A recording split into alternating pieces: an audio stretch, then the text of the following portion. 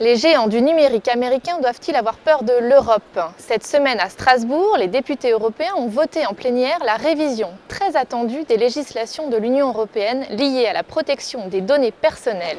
Une réforme controversée, objet d'intenses lobbying, qui pourrait bien révolutionner les règles dans le domaine du numérique.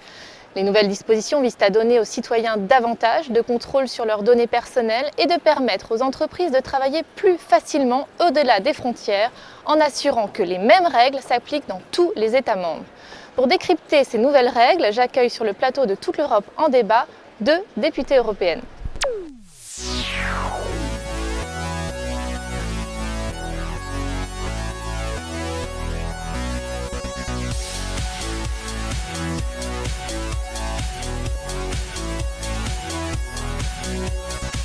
Bonjour et bienvenue sur le plateau de Toute l'Europe en débat à Strasbourg. Sylvie Guillaume, bonjour. Bonjour. Vous êtes députée européenne, vice-présidente du groupe socialiste et démocrate du Parlement européen et vous êtes membre titulaire de la commission parlementaire des libertés civiles, de la justice et des affaires intérieures, la commission LIBE. C'est ça.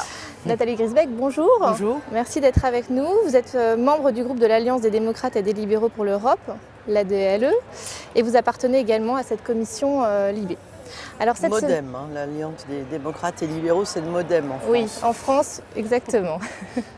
Et vous nous parlerez de la liste alternative dans la deuxième partie de cette émission. Alors Sylvie Guillaume, il y a eu un vote important cette semaine sur un paquet législatif sur la protection des données personnelles. Est-ce que vous pouvez nous en dire un peu plus, nous expliquer les grandes lignes ?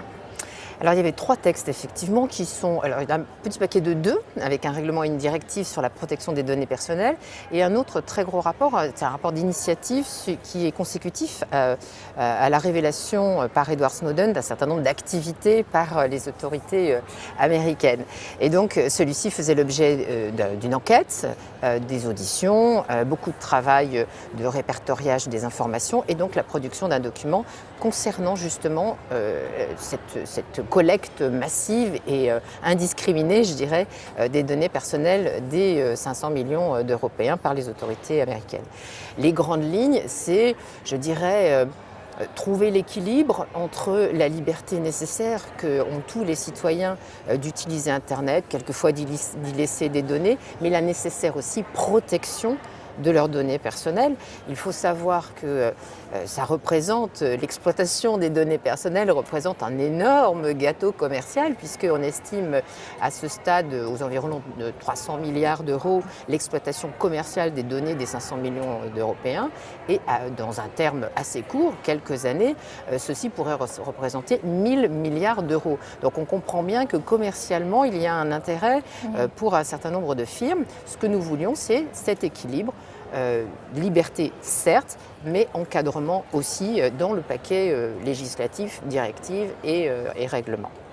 Alors justement, comment est-ce qu'on peut tenir compte à la fois de la protection des droits des citoyens et de gérer l'économie en général pour ces entreprises? Est-ce que là on a vraiment réussi à trouver un juste équilibre, Nathalie Griesbeck? C'était toute la difficulté, mais c'est aussi toujours le principe qui prévaut en matière de liberté publique.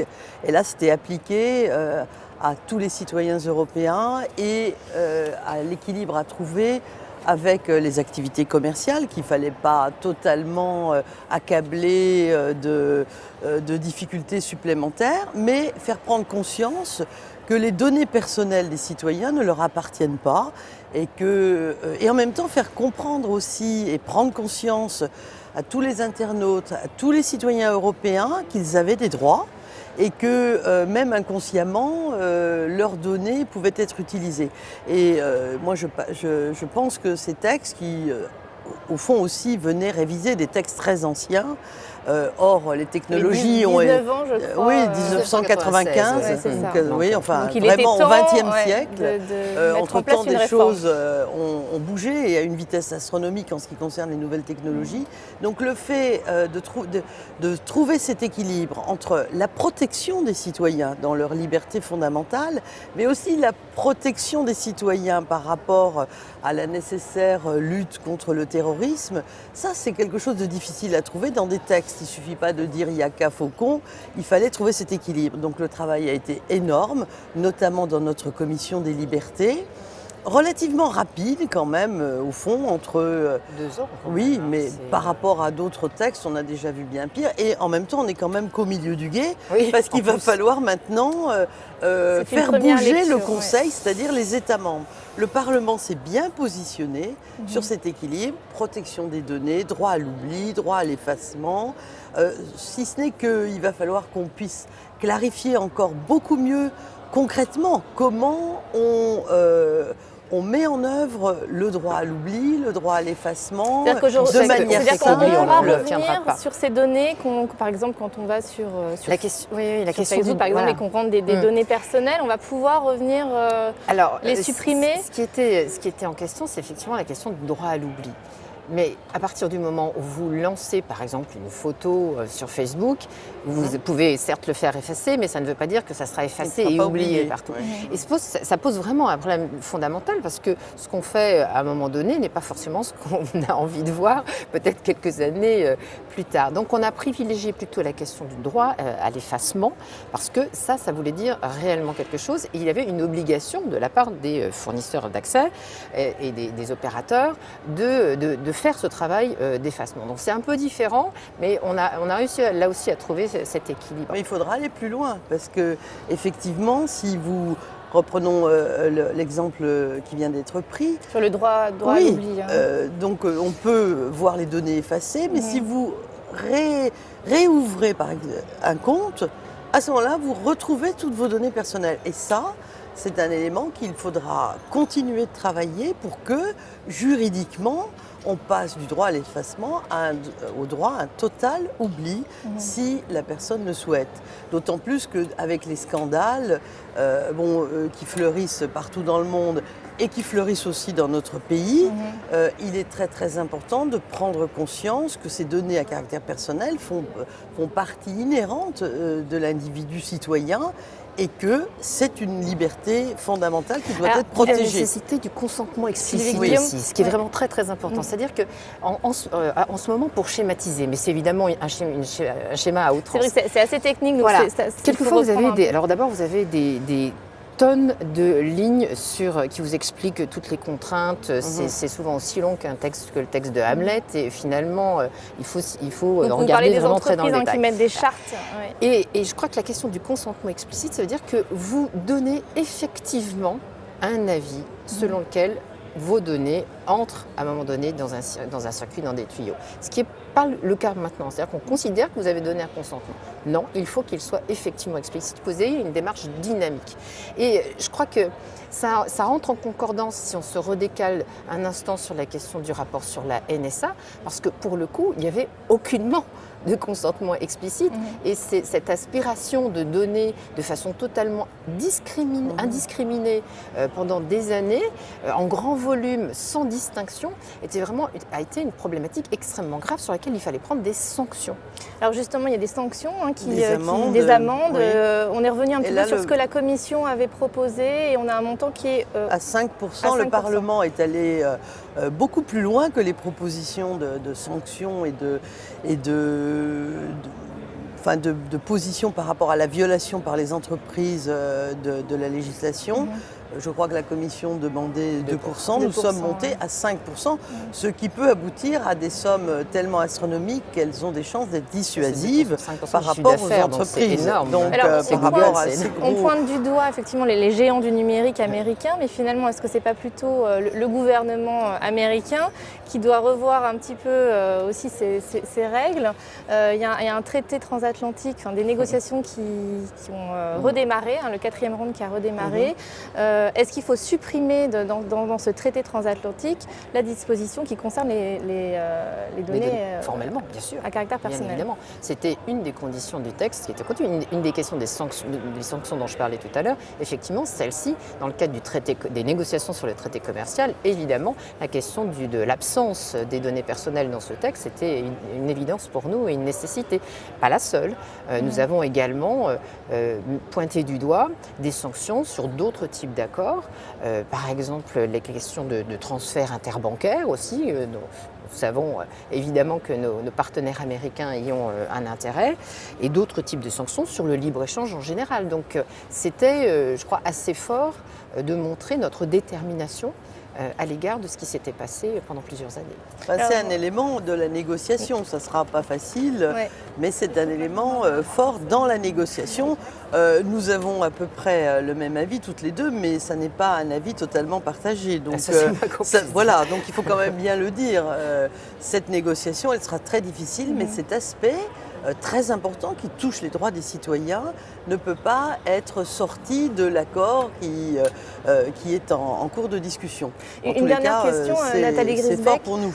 Une dernière question sur la protection, sur les données personnelles des passagers aériens. Oui. Où est-ce qu'on en est aujourd'hui justement avec les États-Unis? Eh bien, moi j'ai voté contre l'idée de donner c'est les fameux PNR. PNR. Donc, et là aussi, la négociation continue, mais c'est très difficile. Et quand on voit ce qui se passe concernant, par exemple, des catastrophes aériennes, on voit qu'il peut y avoir des forces très importantes qui expliquent que là aussi, en vrac, il faut avoir toutes les données pour pouvoir, au milieu de celles-ci, trouver les moyens de lutter contre le terrorisme. Parce que c'est ce qu'on disait au début, hein. Il y a un équilibre à trouver par la législation entre la protection des libertés des citoyens et la protection de ces mêmes citoyens par rapport aux menaces à l'ordre public et à la lutte contre le terrorisme. Merci pour ce décryptage. Place maintenant à notre rubrique sur les élections européennes. Sylvie Guillaume, vous êtes numéro 2 sur la liste socialiste de la région Sud-Est, menée par le ministre de l'Éducation, Vincent Peillon.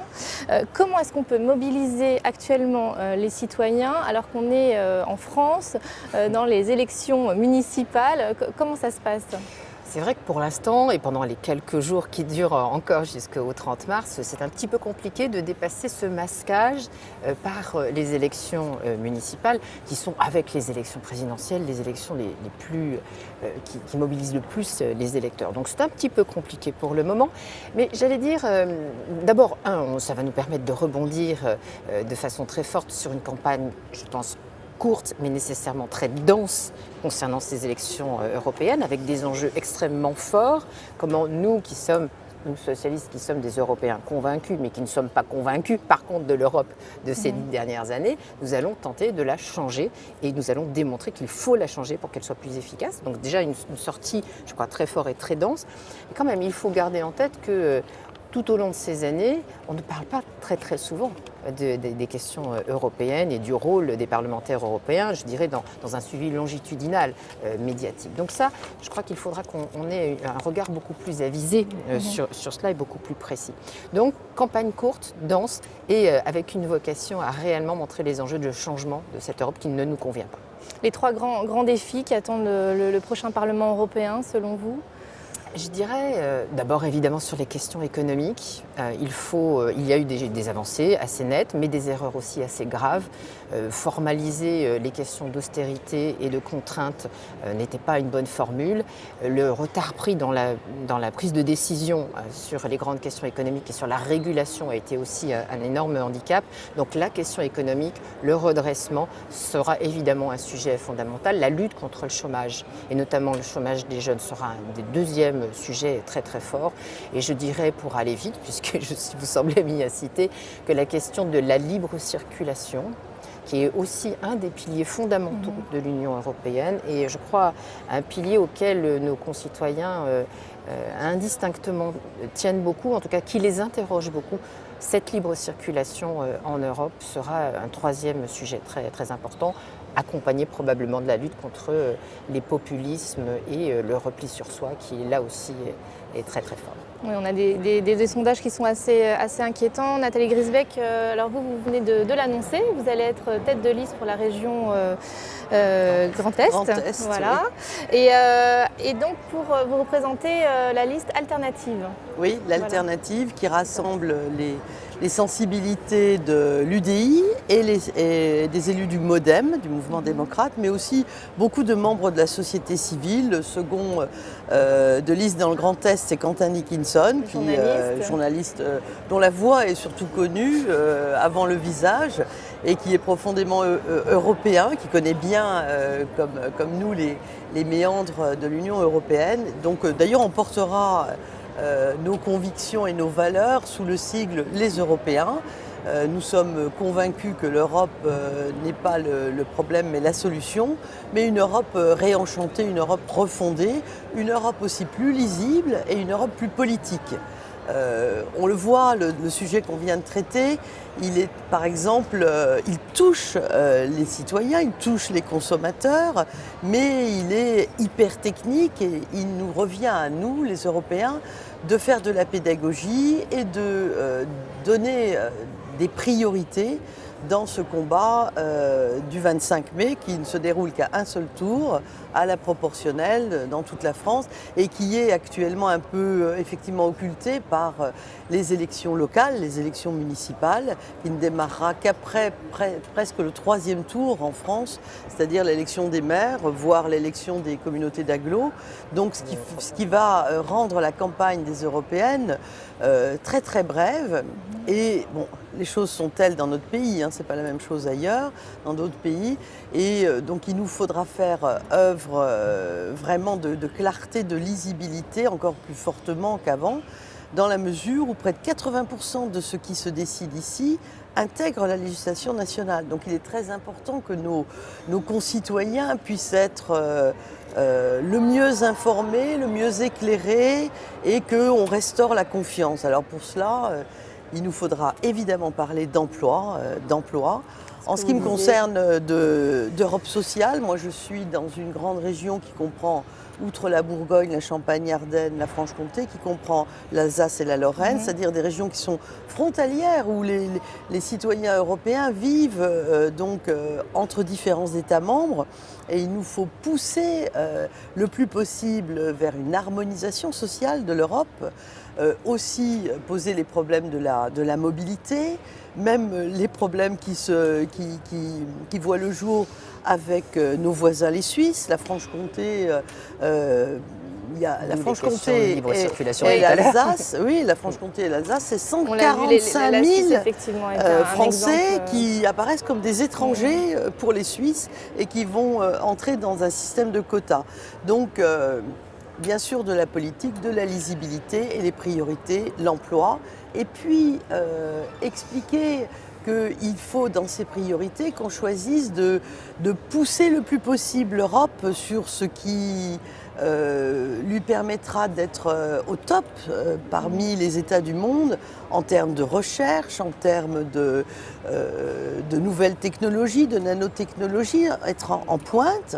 Et pour cela, moi je pense que ce doit être plus clairement expliqué. Nous devons cibler des politiques européennes communes en termes d'énergie, en termes de lutte contre le changement climatique, en termes de recherche automobile, en termes de politique industrielle. Moi je suis dans une région sidérurgique. Le gouvernement français a raté un certain nombre de chances historiques ces derniers temps par rapport à ArcelorMittal. Nous aurions dû, à partir de notre pays, démarrer une politique industrielle sidérurgique intégrant le développement durable dans notre pays comme fer de lance des politiques sidérurgiques en Europe. Donc il y a beaucoup de choses à faire, mais il nous faut prioriser. Emploi, politique, lisibilité et grande politique européenne. Alors en parallèle, on va avoir l'élection du président de la Commission européenne. Qu'est-ce que vous pensez de la présentation de Juncker comme candidat pour le PPE Sylvie Guillaume par rapport à Martin Schulz, je vais vous donner effectivement mon point de vue sur la candidature. Bien ça sûr, n'est pas binaire, mais je parlais juste d'abord à Sylvie Guillaume, mais tu viens de je vous t'exprimer interrogerai longuement après. sur notre sujet, donc je vais le faire sur celui-ci, un peu plus brièvement. Je vais vous donner mon point de vue évidemment sur Jean-Claude Juncker, mais un mot quand même, parce que l'un des enjeux effectifs complémentaires à ceux qu'on a évoqués tout à l'heure sur la question de ces élections européennes, c'est évidemment la question de l'éruption d'une nouvelle strate, d'une nouvelle étape de la démocratie en Europe. Et le fait de présenter un candidat à la Commission européenne qui est issu du vote, qui est issu du vote citoyen et qui va donc porter une politisation des idées est quelque chose de tout à fait fondamental. Sachant que les États membres auront quand même le dernier mot pour choisir. Non. Attendez, moi je veux bien qu'en répétant 12 fois la même chose, ça devienne une vérité, mais ce n'est pas ma conception de l'échange. Je ne parle pas de vous en particulier, mais j'ai bien compris que les États membres, et notamment l'État membre allemand, n'étaient pas forcément d'accord avec ce mode de désignation et cherchaient des arguties juridiques.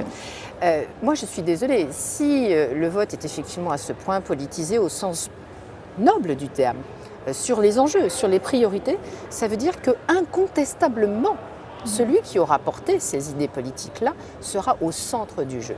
Et je voudrais voir effectivement les chefs d'État et de gouvernement contester ce vote démocratique. Et là, il faudra vraiment qu'ils s'expliquent sur ce vote-là. Donc on n'est pas seulement dans des textes, dans des arguties de traités, on est réellement sur l'expression citoyenne à l'occasion de cette élection. Et donc je pense que Martin Schulz, candidat pour les socialistes et démocrates, est effectivement la bonne personne à la bonne place pour porter ces enjeux démocratiques et citoyens.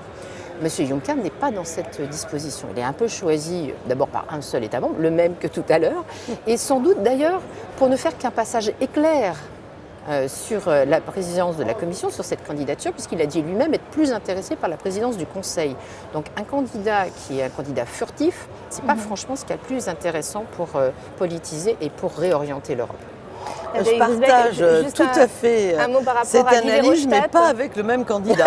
Voilà, pas avec le même candidat, parce qu'effectivement, être issu du suffrage universel, de l'élection, avoir une expérience, avoir la flamme européenne, mais pas béate, une flamme européenne concrète, Guy Verhofstadt est la personne idoine. Et en revanche, par rapport, puisque votre question portait davantage sur M. Juncker que sur les autres candidats, je pense que M. Juncker, effectivement, d'abord, il semble avoir des préférences plutôt pour la présidence du Conseil, et comme si il utilisait la présidence de la Commission comme marchepied pour autre chose. Je trouve que c'est un mauvais signe, et un mauvais signe politique. Et il y a à mes yeux un autre mauvais signe, c'est que M. Juncker a présidé aux destinées de l'Eurogroupe, et quand on voit la souffrance de l'austérité imposée au peuple grec, qui n'était pas responsable de la succession de gouvernants qui avaient mal gouverné et mal géré leur pays, je trouve que ça n'est pas un bon signe politique. Donc Guy Verhofstadt m'apparaît comme vraiment ayant une forte expérience, une très forte volonté d'avoir une force de l'Europe dans le débat. Et en outre, ça nous changerait de l'Europe allemande über alles. Donc ce serait je trouve que ça serait la présence de l'Allemagne dans l'Europe. Je ne néglige pas du tout. Je ne néglige pas du tout, mais je trouve que ça nous donnerait du sang neuf, de l'expérience, de la politique. C'est pas non plus un perdreau de l'année, quand même. Mais justement, c'est bien. Il est présenté comme étant. Je crois bien qu'il est plus jeune que moi, donc effectivement. C'est pas une référence. On regarde. Voilà. En tout cas, merci beaucoup d'avoir participé à ce débat. Vous pouvez continuer à suivre l'actualité européenne sur www.touteleurope.eu. Merci.